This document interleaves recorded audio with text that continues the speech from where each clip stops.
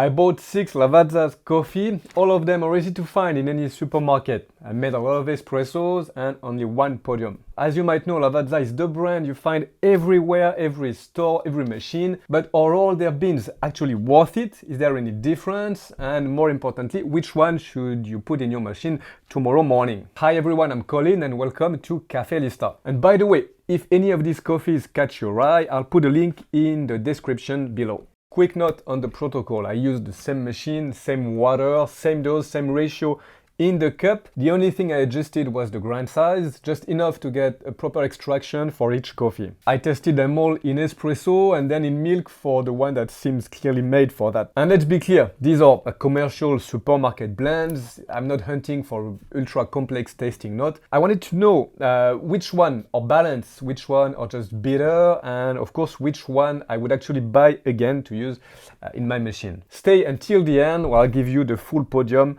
which one is the better and the worst, and you will see they're not exactly the same at all.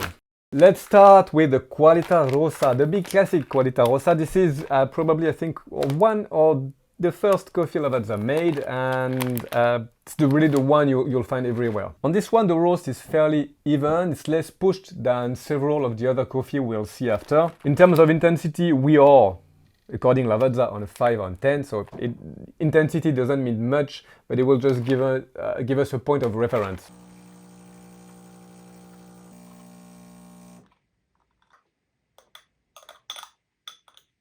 In the cup it's fine, but I find it pretty flat. We have a decent body, almost no acidity, a reasonable bitterness, a bit of a chocolate taste, so nothing really unpleasant, but nothing that really stands out either for me. I would say this is the go anywhere coffee, the one you grab without really thinking it, and it will never really disappoint you, but it will never really surprise you either.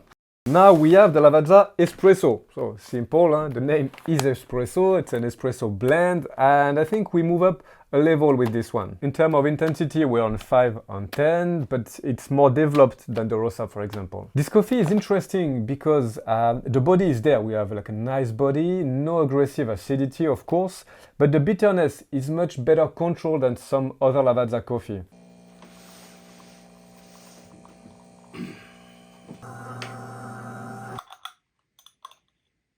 The crema looks great, the coffee stays round, we have a dark chocolate note. This is really a classic Italian espresso profile. It's intense, nice body without falling straight into the burnt territory, which could happen pretty easily. So I was pleasantly surprised with this one. And it works pretty well on its own for espresso, for ristretto, but it works also great with milk. If you want one single bag that does a bit of everything, it's a good name, remember this one. Now the number 3, the Qualità Oro. Alors as you see, this one is also 5, but we have a completely different profile of roasting, and you will see as the color of the beans are completely different. This is the lightest of our selection.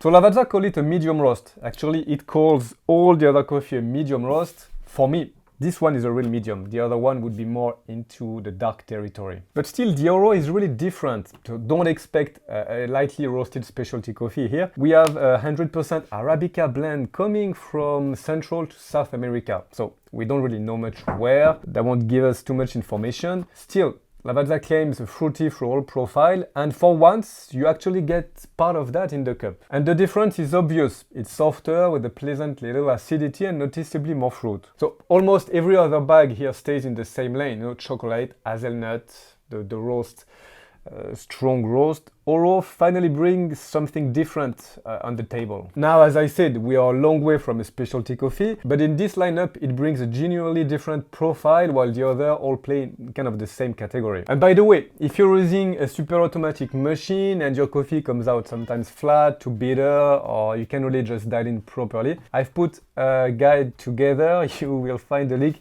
in the description.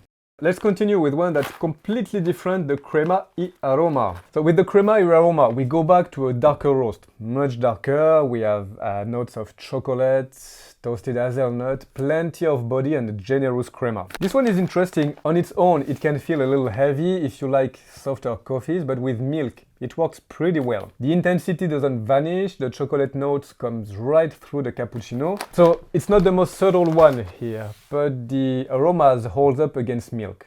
Continue our exploration with the Crema y Gusto, Crema y Aroma on this one and Crema y Gusto on this one. This one was not really my cup of tea. The roast felt for me a little bit pushed too far, which could happen a lot with this type of coffee, but you leave the chocolate and hazelnut behind and head towards something closer to burnt, a faint rubbery impression.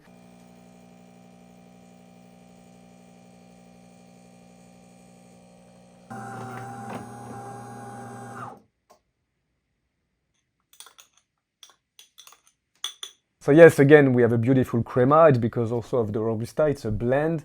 We have zero acidity, but for me the bitterness takes up all the space here. And behind that bitterness and harsh taste, the coffee stays pretty flat. So maybe if you like your coffee very strong and very dark, might be for you. But for me, it was a little bit too much. A quick pause before the last coffee. Have you probably seen YouTube is full of AI generated video right now, fake rankings. I bought all those coffee myself. It cost me almost $150. So if you have learned something so far, a like, and if you like that channel, please subscribe. That makes a real difference and it really supports me in creating more video like that. So again, thank you for your support.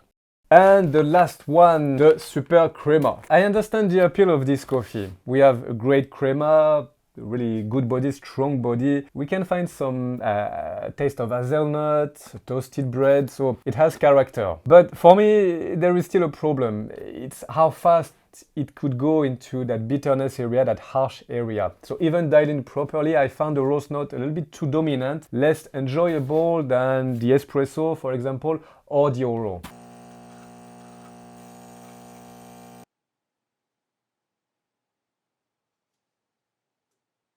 So it's not a bad coffee, and I would say it would be great with milk, for example, but given its reputation, I expected to rank it higher.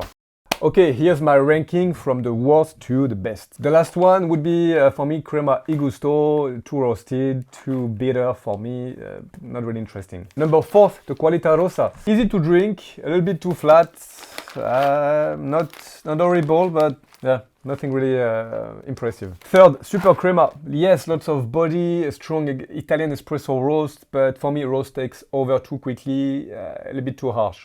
2nd place, Crema y Aroma, my pick for cappuccinos and milk drink. And in the 1st place, 2 coffees tied for me. We have the Espresso for its balance and body and how versatile it is, and the Qualità Oro for its softness and a little fruity touch. Choosing between the two is simple. Espresso if you like your coffee round, chocolatey, a classic. Oro if you want a bit more sweetness and acidity. So, is Lavazza any good? Well, for me, yes, it's fine. It could be affordable, it's easy to find, and generally easy to dial in with a machine like that, for example. And some of this coffee can pull a solid espresso. So, yes, it does the job, but honestly, it wouldn't be my first daily choice. I'd rather have fresher coffee from a good roaster with a more precise aroma and a lot more character. And I'm wondering here, which one would you prefer? Do you drink Lavazza?